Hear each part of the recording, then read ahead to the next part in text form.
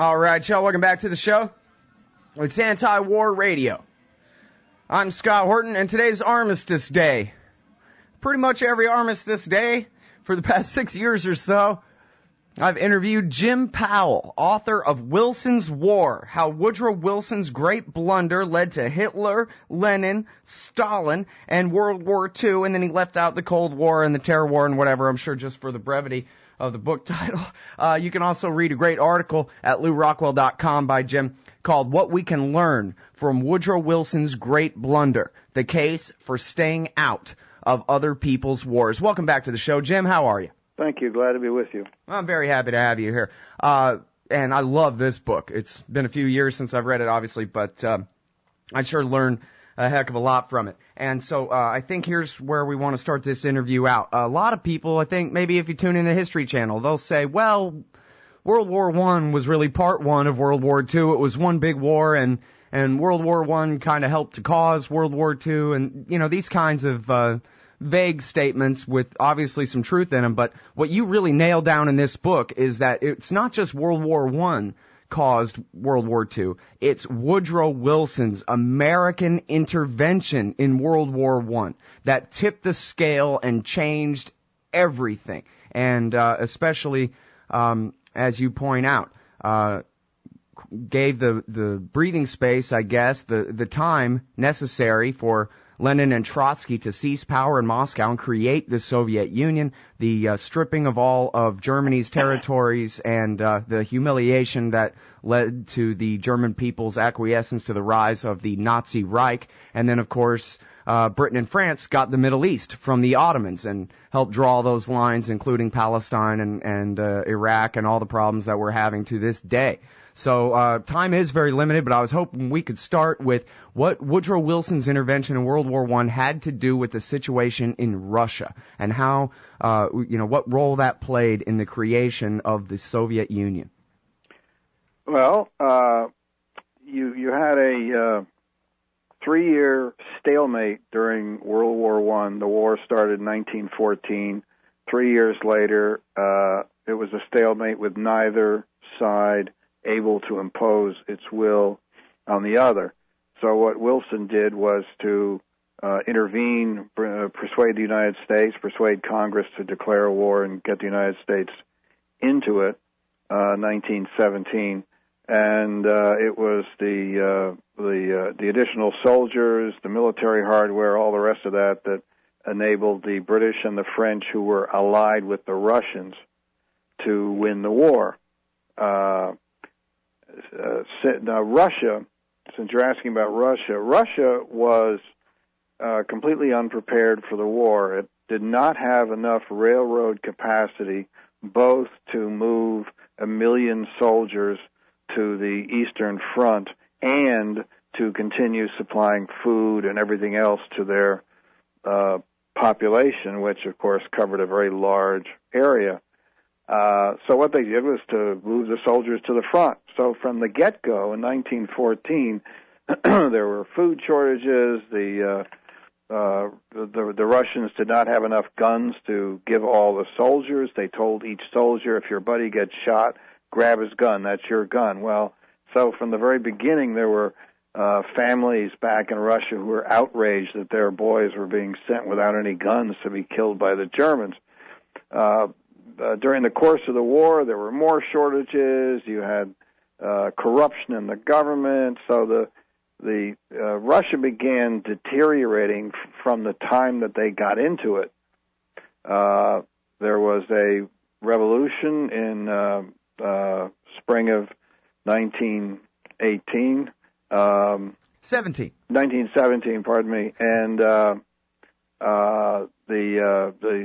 Tsar was overthrown. You had a provisional government, a socialist government, and because Wilson had got the United States in the war, he became frantic to keep the Russians in the war, because if Russia made a separate treaty with the Germans and got out of the war, they were negotiating a treaty, and the Germans demanded harsh terms. This is the Treaty of Brest-Litovsk.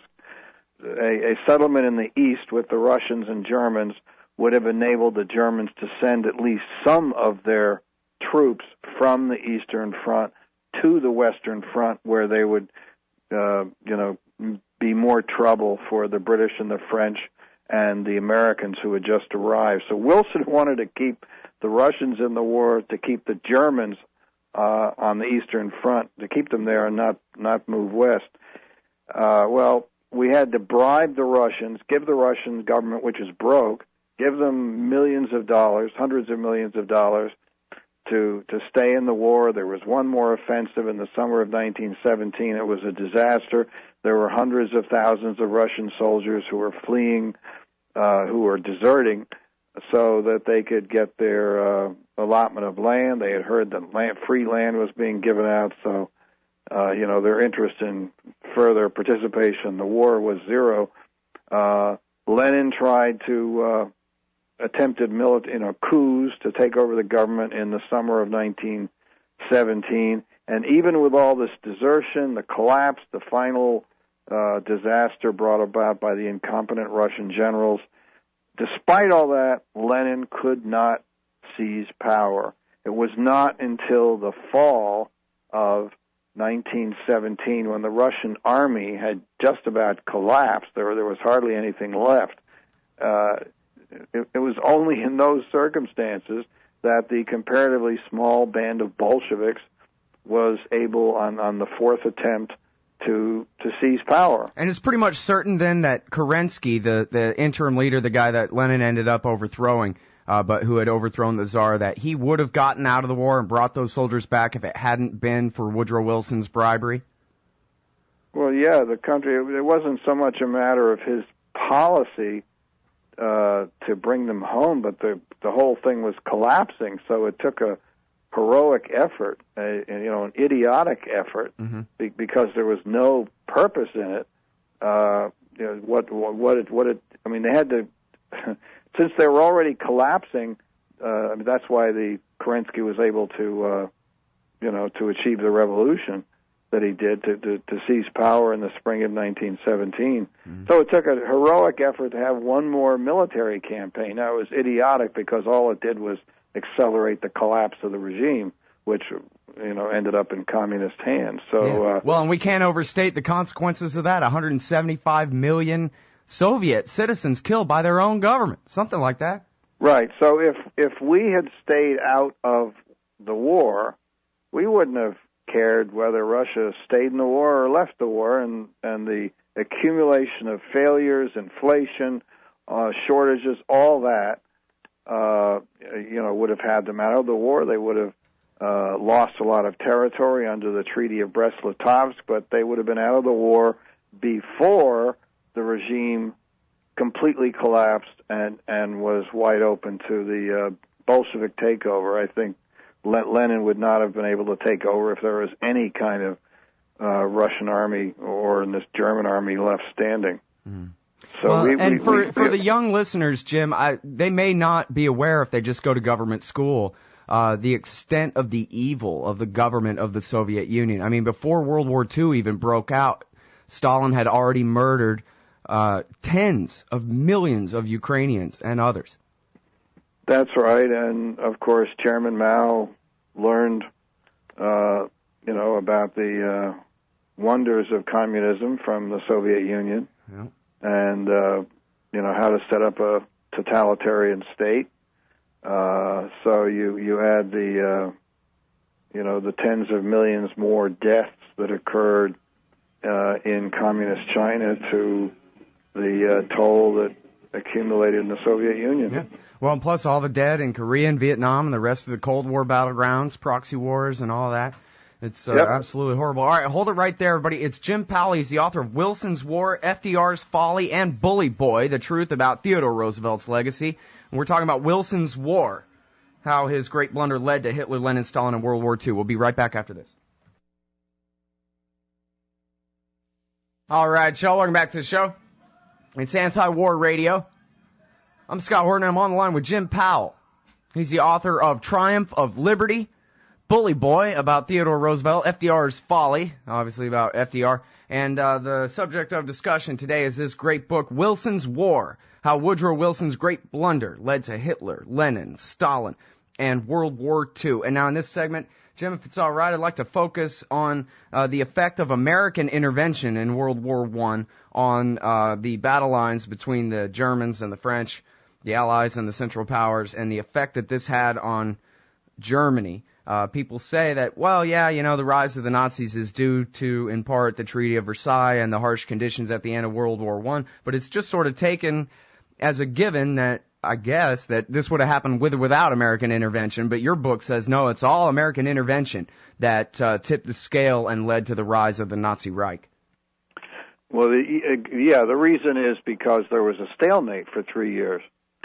After the initial charge in August of 1914, the battle lines were pretty well set. They moved back and forth a bit, but all these trench systems.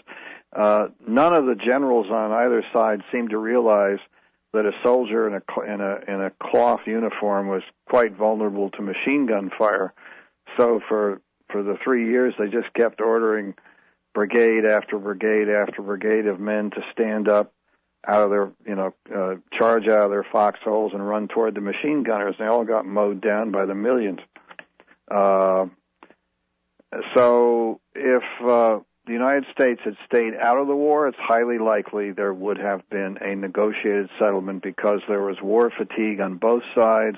The British Navy had effectively thrown a blockade around continental Europe to severely restrict the things that Germany needed and could only get from outside sources.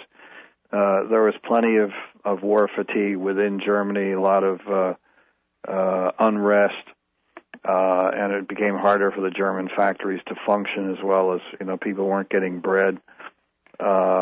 So, as the war dragged on, there was increasing prospect of getting a negotiated settlement with neither side able to dictate terms to the other. Now, Wilson was an incredibly poorly informed and naive man, and he assumed that he could come in as a white horse, the American savior of the British and French, and then everybody would sit around a table and work out some reasonable settlement. But of course, the British and the French had already lost more than 1 million men each. Most of the fighting during World War I took place in France, the destruction of farmland and so on. So, no big surprise, the British and especially the French, especially Clemenceau, the French premier, was anxious for revenge against the Germans for all the men that they had lost, for the farmland, for railroads that were broken up, destroyed, and so on. And they couldn't be stopped. The British, Lloyd George and Clemenceau, could not be stopped in pushing through the vindictive Versailles Treaty, and Wilson was completely helpless. Again, as I said, since the Europeans were the French and the British were the ones who suffered the most. It was really very hard. Well, and I think you say in the book, too, that if he had just sent Colonel House, then House could have said, I'm sorry, guys, the boss back home insisted that this is the line and we cannot compromise. Well, but since it was him, right, he didn't have anywhere to go. He was the boss. Well, that's right. He was completely unprepared for the overwhelming determination to avenge their suffering. And what you're describing is the very amateurish negotiating strategy from Wilson. He could have sat back in Washington, issued his orders to his chosen representative, Colonel House, and that's it. Colonel House would have said, "I'm not in a position to negotiate. I'm taking my orders from the president, who's back in Washington." But of course, Wilson had a big ego, and he wanted to parade on a world stage, and he wanted to be showing that the upstart American republic, as it was at one point, could negotiate with all the European kings and all the established powers in Europe. But he was completely unprepared for it. The setup where now people are pressuring him directly for concessions. He's the boss. He can make concessions. And, Clemenceau is saying, what the hell are you doing? We're the ones, the farmland, blah, blah, blah. So you had the vindictive Versailles Treaty, and that triggered the nationalistic reaction in Germany, right or wrong. It triggered an overwhelming reaction in Germany, and which enabled Hitler, who was just a nobody at that time, to begin to build the cadre that eventually enabled him to take power. Mm-hmm. Well, you say in your book he began every speech denouncing the traitors of 1918, the Democrats, who Wilson, this is the part that just drives me nuts. Wilson refused to accept German surrender from the people who'd been waging the war. He insisted that only Democrats and democratically elected people are legitimate representatives to sign the peace treaty. So then Hitler's entire shtick was that the people who had opposed World War I were the traitors all along who sold us out to the British and the Americans and et cetera. Right. The German generals didn't want to have anything to do with surrender and accepting the treaty, so it was elected representatives. So the Germans resented the individuals who signed what they viewed as the giveaway, the humiliating surrender. So it was the democratic elected officials, not the generals, whose reputation was destroyed, whose credibility was destroyed. So from the get-go, the confidence in a democratic type of government was undermined. Mm-hmm. Well, then Hitler's beer hall push, his first attempt to take over the government, happened in the midst of the hyperinflation, right? And that was the beginning of his real rise to power. That's right. It was during the aftermath of the Versailles Treaty, so the humiliation from the war plus the runaway inflation that climaxed in the fall of 1923 destroyed the middle class, destroyed savings, all the loyal Germans who had bought war bonds, only to find out that they were completely worthless. They might have millions and millions of marks worth of war bonds, but be unable to buy a loaf of bread. Hitler appealed to these people in his speeches as starving billionaires. They had billions and billions of paper marks, and they couldn't buy anything with them. They were all impoverished. So that was a substantial. Now, I might add that most people probably believe that reparations that were demanded in the Versailles Treaty were primarily responsible for the runaway inflation, but that's actually the reparations were only part of the story. During the war, Germany, the German government expanded enormously and became the world's first experience, really, with what came to be called war socialism. Yeah, totalitarianism, where even your reproduction is your duty to the state. It was the first real totalitarian state. That's right. The government expanded control over everything, over industries, the ones that it didn't own outright. They had an enormous number of regulations that tell them exactly what to do, and actually it was the German war socialism, the way the government was run, the way the government ran the economy during the war. That's what Lenin took as his model, because Lenin in Russia, he didn't have a clue how to run an economy. He thought that the way you run an economy is to have accountants. So he took for granted all the enterprises that capitalists had set up to generate wealth, to create products, to do all the things that a market provides. Lenin assumed all of that when he comes in to establish as a communist state, it'll have some kind of a economic machine just like the capitalists have, except you have to be very careful and keep track of the money. So he thought, well, we'll just have accountants come in and keep track of everything so we can control it. Of course, he didn't really have a clue how do you create the wealth in the first place. But Lenin looked at the German war socialism. That's how he's going to run his government, he thought. What the Germans did you were just asking about Russia, had an impact on what happened, and it became a model for what Lenin wanted to do there. But anyway, I'm getting a little off track. It was not just the reparations, this war socialism, where the government controlled everything. Most of that continued into the 1920s. Not the military part of it, but the government ran opera houses. They had government-run sausage factories. They had all this stuff, and the German government couldn't even make money making sausages. They had all kinds of stuff. Cafes were government-owned. All this stuff was government-owned, and it was all the railroads were the biggest money losers. But they had the government had all this stuff, and it was all losing money, just like government enterprises always do. And so, actually, this leftover war socialism or big government, because it wasn't dedicated to the war anymore, but all this stuff was losing money. So this was actually a bigger drag on the government than the reparations. For one thing, all this big welfare state losses started right away. I mean, they never went away after the war, so they just lost more and more money. Whereas with the reparations, several years went by, the Allies were negotiating and demanding, and the French couldn't agree on how much to ultimately demand from the Germans.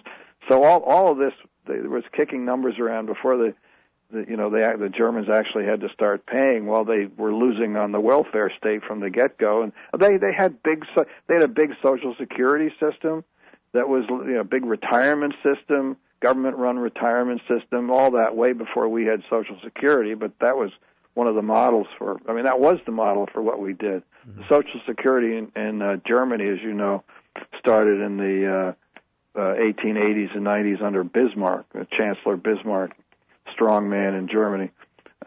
Anyway, so it was all these big government losses plus reparations, and meanwhile the German productive capacity has been damaged, and then the French seized a lot of territory and railroad cars and factories, which made it even harder for the Germans to pay. So they figured, what the hell, we'll just print all this money and turn our backs on it.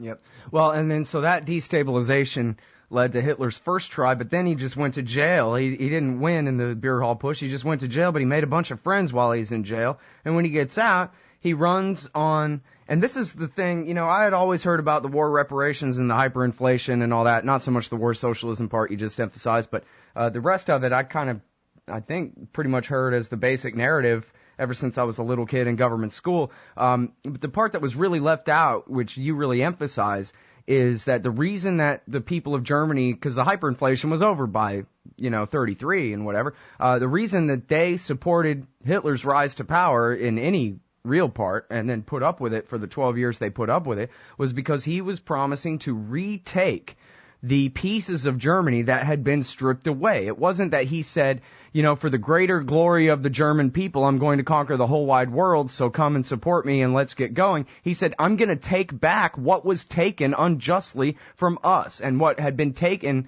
I'm not justifying what he said, I'm just saying that's how the people of Germany justified it. And again, it comes back to American intervention. It would have been a stalemate. The armies were in revolt. The war was basically over. And the only reason that France and Britain were able to dictate that Germany had to give up all these provinces, especially in the East, was because of American intervention. That's what really led to the rise of the Nazi Reich, was Hitler's promise to retake all those stolen territories. Right. Yeah, Hitler was definitely looking east. He was not looking west in 1939. He was his Lebensraum, or living room, that he had talked about. That all involved looking east toward Poland and Czechoslovakia and Hungary and so on. He wasn't looking at France. Hitler didn't really want to get into a war. He didn't want to get involved in a two-front war in the very beginning. So he didn't actually start it until he had a deal with Stalin to split the spoils in the East. Right. And at that point, he moved. But Well, and the funny thing is that even though TV says that World War II is the good war and it's great and America was Superman and beat the bad guys and this and that, the reality is World War II was the worst thing that happened ever. 60 million people were killed. The entire world was turned upside down and then divided between, Moscow and D.C. 2/3 for us, 1/3 for them. And then, 50 years of Cold War and all of this empire and unintended consequences all over the place. I guess we don't even have time to address the destruction of the Ottoman Empire and the takeover of its former territories by the British and the French. But obviously that has a lot to do with where we are right now in terms of our Middle East policy. Right. Right. Iraq was... The borders for Iraq, the setup in Iraq was determined by Winston Churchill as a consequence, as part of the Versailles settlement. The British got jurisdiction for what became Iraq, and I think it was Churchill who was a colonial secretary at the time, and decided to throw these three different peoples together: the Kurds, the Shiites, and the Sunnis. People had never been together before. It didn't exist before. They were basically people who moved around. And anyway, so that's a whole other story. But I think it's Pat Buchanan's book, Churchill, where he says World War I ended, the American intervention, World War I, ended up expanding, or maybe this is your book, I forget, expanded the British Empire by 1 million square miles. Right, and the irony that you alluded to earlier was that here we'd fought World War II to liberate people in the territory that had been controlled by the Nazis, only to give everybody away to Stalin. Right. So you had, and of course, by 1945, America, as well as everybody else, was exhausted, and we didn't give a rip about the Poles, the Hungarians, and all those other people. They'd endured life under Hitler, and now they're kind of back where they started. So here we are. We have two totalitarian rulers, Hitler and Stalin, fighting each other, and so we make an alliance with one and defeat the other, and the other tyrant ends up getting all the territory. Yep, the whole thing's a disaster. And then, we don't ever even talk about this except, the show MASH, but the Forgotten War, Korea, there were millions of people who were burned to death by the U.S. Air Force in that thing, and that's because it wasn't just we were fighting the communist guerrillas who had fought the Japanese in Korea during the Japanese occupation. It's that they were backed by the Chinese communists and the Russian communists, and it was part of this whole Cold War. Between 3 and 5 million Vietnamese died in that war as part of this same Cold War. That's the rounding estimate. Somewhere between 3 and 5 million people died. Yeah, well, the Korean War is another illustration of the unexpected consequences of warfare. Obviously, before going into a war, one or both sides has to develop pretty high confidence that they can win it, and it begins to look easy. So we didn't really give much of a thought to Korea during World War II. Then after the second atomic bomb is dropped on Japan, Stalin enters the war in the east and starts advancing into Manchuria and Korea. He's trying to go as fast as he can. He does not want to settle anything until his soldiers have occupied as much territory as they can get, and then there's a bit of a negotiation on the 38th parallel. Is going to divide the Soviet-occupied from the American-occupied zone. And then, of course, the North Koreans attack, start the Korean War. MacArthur is enormously successful charging north, but he does not anticipate that the Chinese are going to come in. So then the Chinese come pouring in, and we end up right back where we started at the 38th parallel, that Stalin controlled in the days following basically when the Japanese were ready to surrender, and most of the American soldiers who were killed during the Korean War were killed after the Armistice. They had a long period, a couple of years, when when there were seemingly endless negotiations. So that whole thing was a mess. Uh-huh. Well, you can see why it's the forgotten war, because nobody wanted to think about it or talk about it. They rather pretend that Harry Truman was a hero and a great president and all these things. And so let's just forget that whole thing ever happened, I guess. Yep, you're right. And really, they didn't make MASH until Vietnam. MASH was really about Vietnam, not Korea. But that's the most I know about the Korean War. That's the most people know about it, is Hawkeye and B.J. Honeycutt and all that crap. You're absolutely right. Yeah.